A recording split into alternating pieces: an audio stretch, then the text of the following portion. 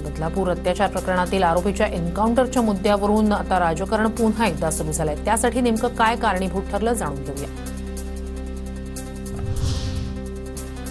बदलापूर अल्पवयीन मुलींवरील अत्याचार प्रकरणातील आरोपी अक्षय शिंदेच्या मृत्यूला 5 पोलीस जबाबदार, गुन्हा दाखल करून कारवाई करण्याचे उच्च न्यायालयाचे आदेश। अक्षय शिंदेंचा पोलिसांनी केला होता एन्काउंटर।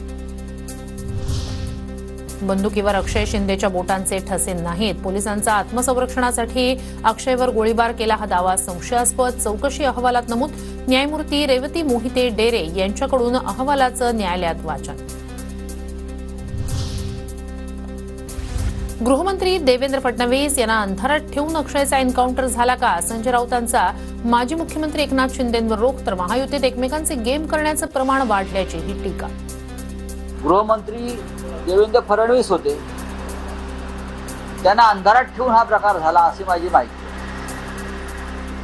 पण आता त्या संदर्भात एक समिती नेमली न्यायालयानं आणि जो अहवाल आलाय तो धक्कादायक। न्यायालयीन चौकशी समितीच्या अहवालाचं स्वागत। अक्षय शिंदेच्या आईची प्रतिक्रिया, चौकशी अहवालातून माझ्या मुलाला न्याय मिळाला असंही वक्तव्य। आता कोर्टाकडून अपेक्षा दिसू लागलेल्या आहेत की येत्या काळात मुलाच्या मृत्यूला जबाबदार असणाऱ्या पोलिसांवरती कारवाई।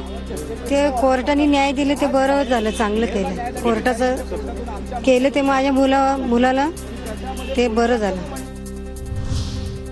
बदलापुरातील शाळेचा मालक आपटेला वाचवण्यासाठी अक्षयची हत्या, आव्हाडांचा आरोप। तर संस्था चालकांबाबतची माहिती बाहेर न येण्यासाठी एन्काउंटर झाला का? अंबादास दानवे यांच्याकडूनही संशय व्यक्त। ते दोघं जे होते ना, आपटे का कोण आहेत ते तिथल्या शाळेचे मालक, त्यांना वाचवण्यासाठी केलेली हत्या आहे। आणि हे सत्य बाहेर येऊ नये की ह्यांचा काय हात आहे, म्हणून तो कोर्टासमोर जाण्याच्या आधीच त्याला मारून टाकलं।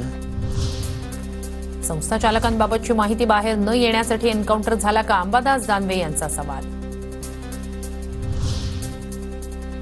अक्षय शिंदेच्या एन्काउंटरला जबाबदार असणाऱ्यांवर कारवाई करू, मंत्री संजय शिरसाट यांची ग्वाही।